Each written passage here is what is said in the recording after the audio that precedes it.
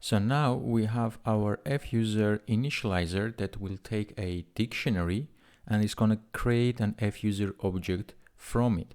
So what we want to do now is use that dictionary, that initializer with dictionary.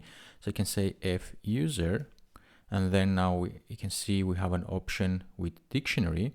I hit enter, and here we need to pass an NS dictionary object. So we have this snapshot item and we want to get a dictionary out of it so we can transfer it to our fuser object. So if I access my snapshot, you see it's a type of document snapshot which is provided from Firebase. So we hit enter on it, we accessed it, and then if I hit dot, it will give me different options what our snapshot has, and one of them is our data. So if I click on data, you can see that this returns a dictionary of string as key and any as a value. So this is what we need. This is an NS dictionary. So just hit enter. So we take our snapshot data. And what I need to specify here, even Xcode is actually helping me, you can say cannot convert a value of type, and then we have the type of string any. Remember, this is what our data is, into expected argument of type NS dictionary.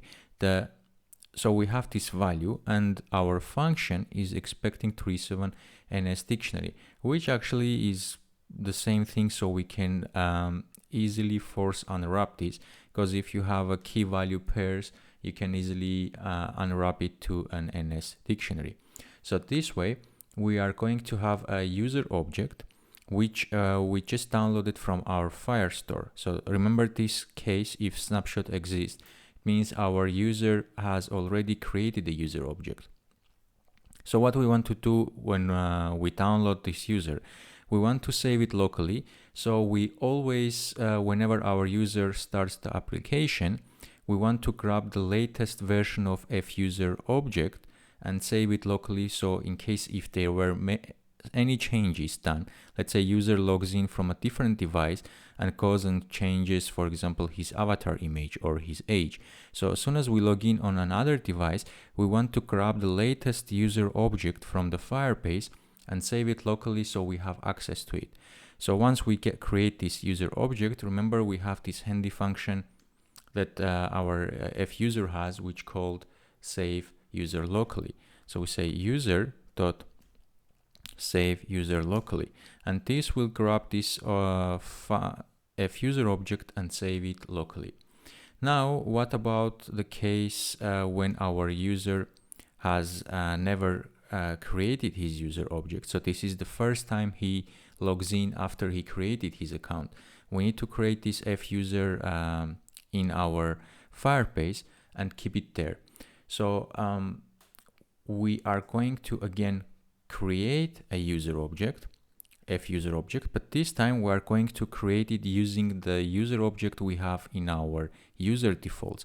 Remember, when we register a user, we create a fuser object, which is a dictionary, and we save it in our user defaults so that when we log in, we have access to this data.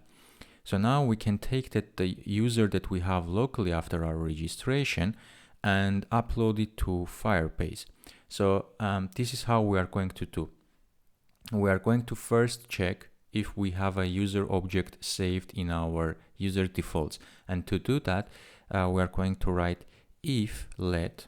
So we are checking if user is equals, and then we access our user defaults, and then we want to grab an object for key. And remember, the key we used to save this user object in a user defaults was k current user. So we are going to tell our user defaults, do you have anything for a key current user? And if there is something, we are going to set it the value of this user. So this is going to be a dictionary if there is a value. That's why we are saying if let. So in case if there is a value, we are going to take this, which is a user dictionary, and we are going to create an fuser object again using a dictionary. So this is the code we are going to write again. So we say f user, and then we create a dictionary, and I can pass this user here, and we need to say as ns dictionary. So now we have created this user object. So we have an f user object. What we want to do with it, we want to save it to Firebase. So currently we have no function that can save a user to Firebase, but we are going to write one. So let's jump to our save user locally, command click on it, jump to definition, and this is in our f user class. So underneath, I'm going to write another function. Let's just put a mark here, call this save user funcs. And underneath, I'm going to write another func, call this save user to FireStore.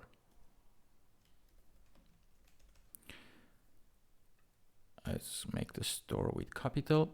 So we're going to call this function, and let's just jump back here, and on our f user, I can say dot save. I just command P to enable the autocomplete. Save user to FireStore. Now we can call this function on the f user object. I see there is a two different way we are writing this. First, we assign a constant, and then we create an f user, and then we call the save user on it. Or we could just do like we are doing down. You could do like this. Just do it like a one-liner. You just create f user and save it locally straight away. Or you can do a longer way, which is kind of more readable, but I'm going to leave both ways so you can see the difference here. This is more readable, but a two-liner, and this is the short version and one-liner here. So save user to Firebase function. How this is going to work? Let's see. We are going to access our Firebase reference. So we want to get this reference of the user folder, user collection here. So let's access that. So I'm going to say Firebase reference, and we need to pass a collection reference, which is we want the user. So we access the user, and then we want to create a document. The document is going to bear our user object ID. So I'm going to say dot document, and then I need to pass a document path, which is the name of the document. So I can say self dot object ID. Remember, this is a function inside the class. So when I say self, I'm referring to my f user class, which has an object ID. So I'm just saying grab the object ID of this specific user and set it as the document name. And once we create this document, we can set data inside this document. So we're kind of saving a file in the folder. So we can say set data, and the data we are going to save should be a dictionary format. So if I hit enter, set data, and you can see it's a type of document data, which is a dictionary of string as the key, and value can be anything. So what we can use here, which is quite handy, is this function. It's not a function actually, it's a variable accessible from our user object that returns an NS dictionary, which is key value pairs. So let's go ahead and say that we want to access again self, because we want to do the specific user that we're calling the function on. And then we say user dictionary, and this returns an NS dictionary, as you can see here. But remember, this function takes string any as a dictionary parameters. So we can simply say as force unwrap, and let's say string as key and any as value. So this is going to take and save it to our Firebase. This is the first version of the function. Each Firebase function, to get or to save something, they provide two versions of the function. The first one you just save and there is no error handling, and the second one is with a callback. So let's say if I call this right now and for some reason there is an error, for example object ID is missing or the dictionary returns something that we cannot save to Firebase, this will not create an item in our Firebase, but also it will not let me know what's the problem with it. So you go call the function, go to the Firebase where you expect that there is a user object created and there is nothing. And it's very hard to debug if you don't know what's the problem. So apart from this, there is a second way of writing this, a second type of function. So again, you write the same thing like Firebase reference and you access .user .document is the same self .object ID .set data object ID .set data, and there is where is it?